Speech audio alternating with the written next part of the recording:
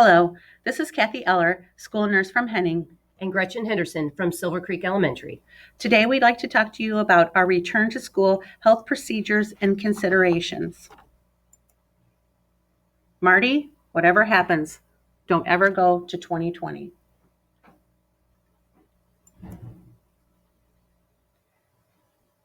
Thank you for joining us today. We've been working with the school district and have researched the current health guidelines for schools. As you know, the information can change very rapidly, but we felt it was important to share with you some of the mitigation measures that we've been working on with the Reopening Health Committee. We also know that some of the information that we present will look differently in each school building. What works for elementary schools may not work at middle and high school levels. Please keep that in mind and be sure to make notes of your concerns as you listen. Each nurse will answer your questions as we meet in our own buildings virtually at the beginning of the school year. Our school procedures are flexible and nimble in responding to new information. In addition, strategies will be revised and adapted. Teacher and student safety are the district's primary concerns.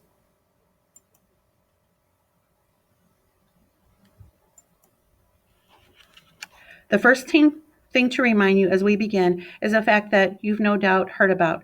The more people that a student or staff interact with, the longer the interaction, the higher the risk of COVID-19 spread. The risk of COVID-19 spread increases in school settings as followed. Obviously, the lowest risk comes when students and teachers engage virtual only classes and activities. More risk is incurred with small in-person classes and activities. Groups of students stay together or cohort and with the same teacher throughout the school day, and groups do not mix. Students remain 6 feet apart and do not share objects. There's higher risk incurred with a full-size in-person classroom and activities. Students that are not spaced apart share classroom materials or supplies and mix between classes and activities. COVID-19, how does it spread? The virus is spread mainly from person to person, as you know. People who are in close contact with one another are at risk. The close contact is defined as within about 6 feet or more for more than 15 minutes. The longer people are in close contact, the higher the chance of becoming infected with COVID-19. COVID-19 may be spread by people who are not showing any symptoms. It is mostly spread by respiratory droplets released when people talk, cough, or sneeze. In addition, it may spread to hands from a contaminated surface and then to the nose or mouth, causing an infection. Children who are medically complex, who have neurological, genetic, metabolic conditions, or who have a congenital heart disease are at higher risk for severe illness from COVID-19 than other children. However, based on available evidence, children do not appear to be at higher risk for COVID-19 than adults. While some children and infants have been sick with COVID-19, adults make up most of the known cases to date. Research also shows that severe illness due to COVID-19 is rare among children. It is recommended that you speak to your school nurse or building principal if you feel you have a concern about a health condition of your own that puts you at higher risk.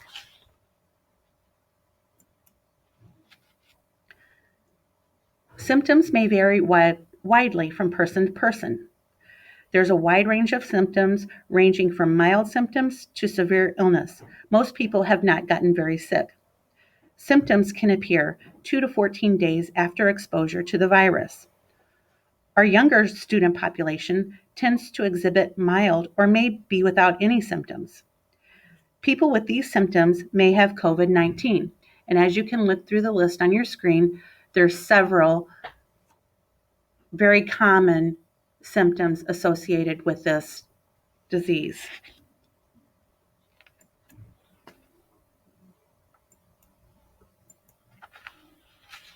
Some prevention practices, as you know, wash your hands very often. Proper hand washing can't be overemphasized in its prevention of spreading germs.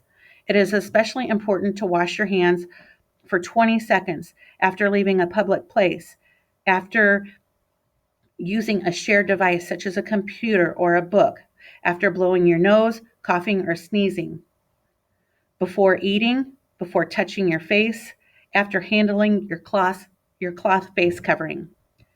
When hands are visibly dirty, hand washing is the best. If soap and water are not readily available, or if hands are clean, you can use hand sanitizer that contains alcohol. You should cover all surfaces of your hands with the hand sanitizer and rub them together until they feel dry. Hand sanitizer is available in each classroom.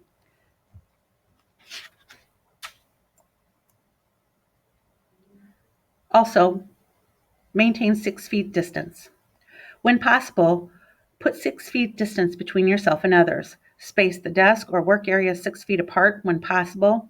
When classroom space is limited, space desk or work areas as far apart as possible. Hallway traffic will be modified and limited. Posters will be put up in certain key areas, such as the entryways and hallways.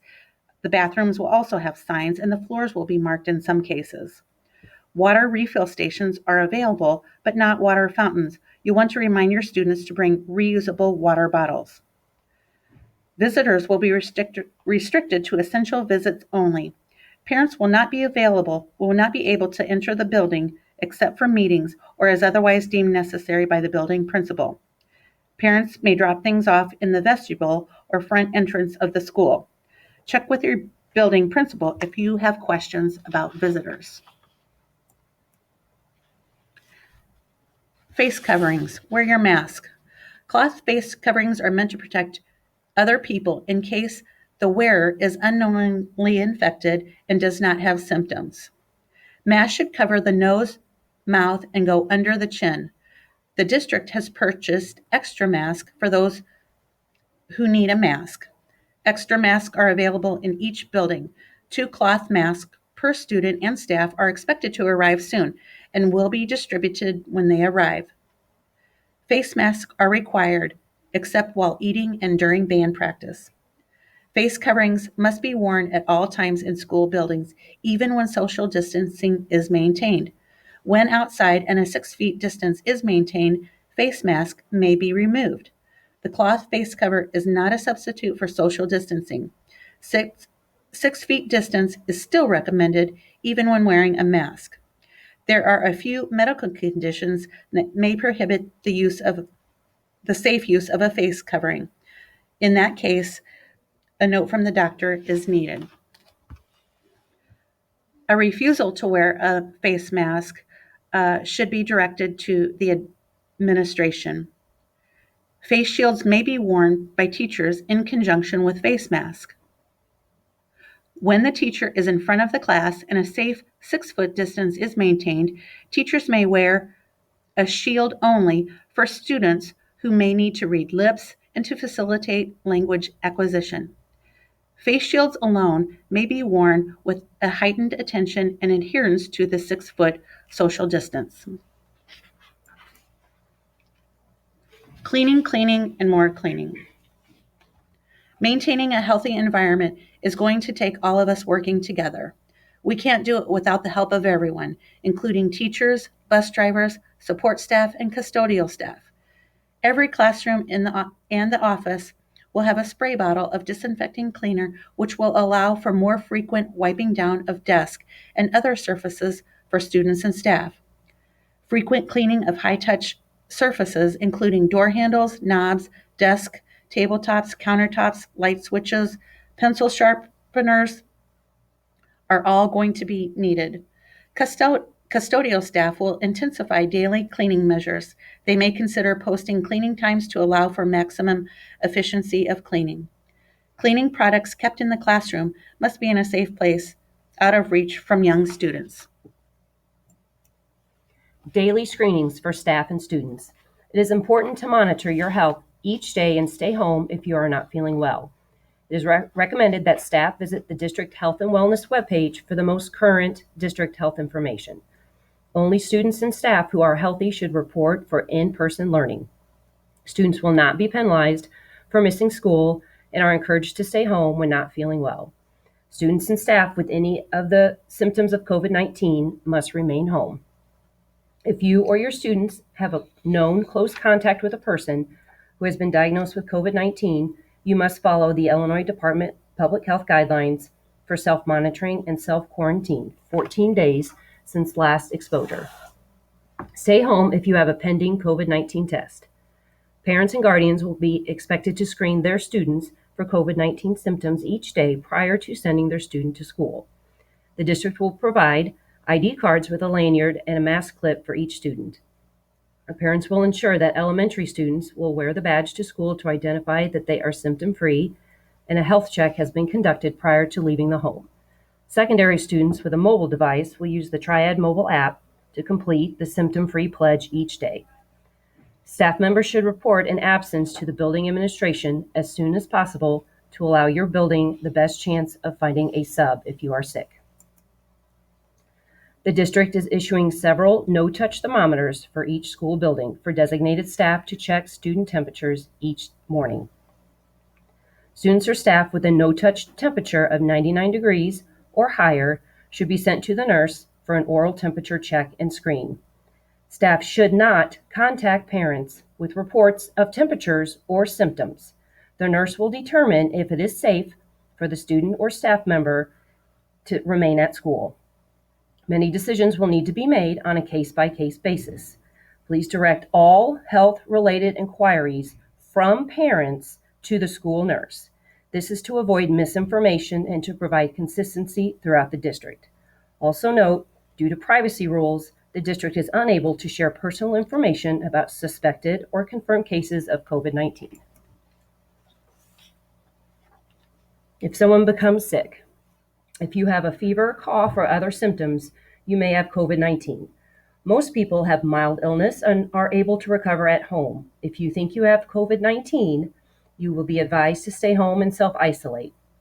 For most people, COVID-19 illness, isolation and precautions can generally be discontinued 10 days after symptom onset or a positive test result, and resolution of fever for at least 24 hours without using fever-reducing medications and with improvement of other symptoms.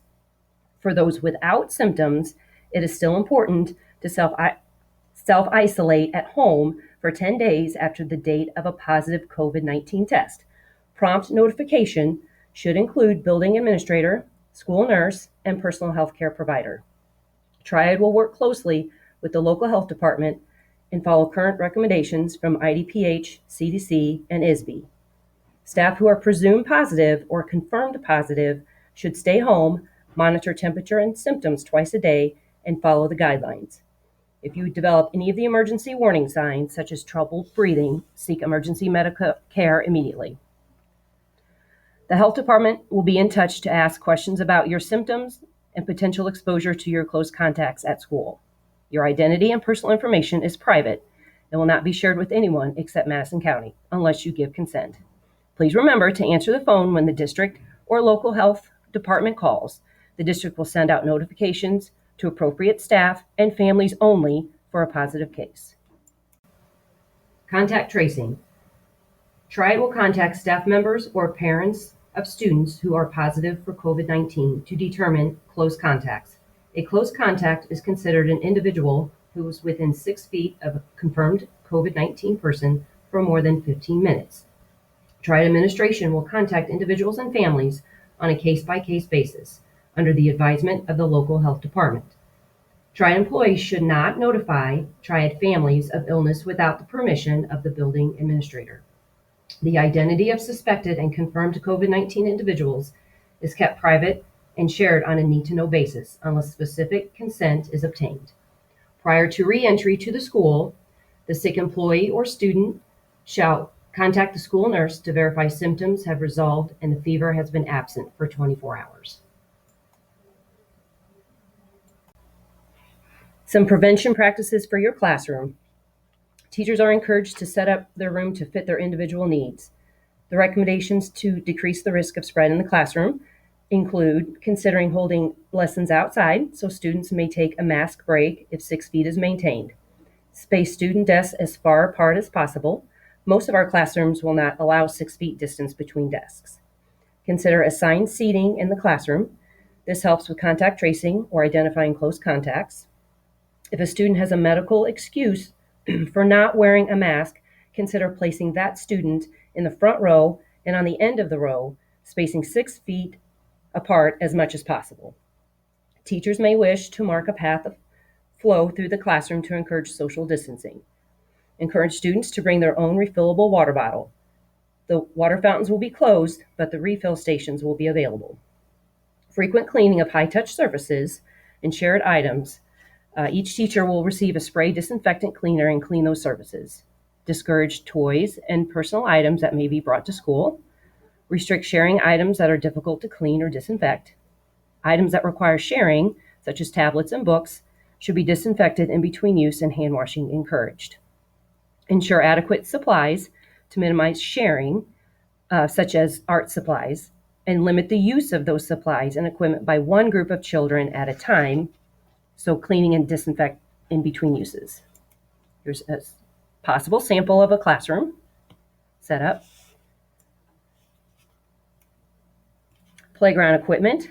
At the elementary level, playgrounds may be utilized. Coronaviruses usually die in hours to days in typical indoor and outdoor environments. Viruses are killed more quickly by warmer temperatures and sunlight. Playground equipment that is used should be monitored to ensure social distancing. Limit the number of students using each piece of equipment. Buildings may wish to stagger playground times to allow one class in a playground space at one time rather than multiple classes playing together. Discourage sharing of toys. Our maintenance staff will clean equipment routinely and disinfect it as per the most recent CDC guidance. Students should perform hand hygiene prior to touching playground equipment and upon return from the playground. The nurse's office will also be different this year. It will be divided into 2 areas: a quarantined area used by anyone showing signs of illness, and a clean area used by individuals with injury or other medical need. We are encouraging all medications to be administered at home this year in order to reduce flow. There will be signs posted in the nurse's office to direct traffic flow. We are asking teachers to tend to minor injuries, such as minor nosebleeds, in the classroom. This will cut down on office flow and possible exposure. Non-emergent visits, such as rash or injuries from home, we're asking teachers to send those students during specified times, and your building nurse will give you those times to send students as when school starts. Please do not contact parents about an injury or illness before a student has visited the nurse. Inform the nurse prior to making any contact with parents. This is to ensure a thorough assessment and clear communication. I'm no expert on COVID-19, but this is the cure. Thank you for listening to our presentation today. There will be a Q&A with the nurses on Monday or Tuesday. That will be set up through administration. We'll let you know when it's available.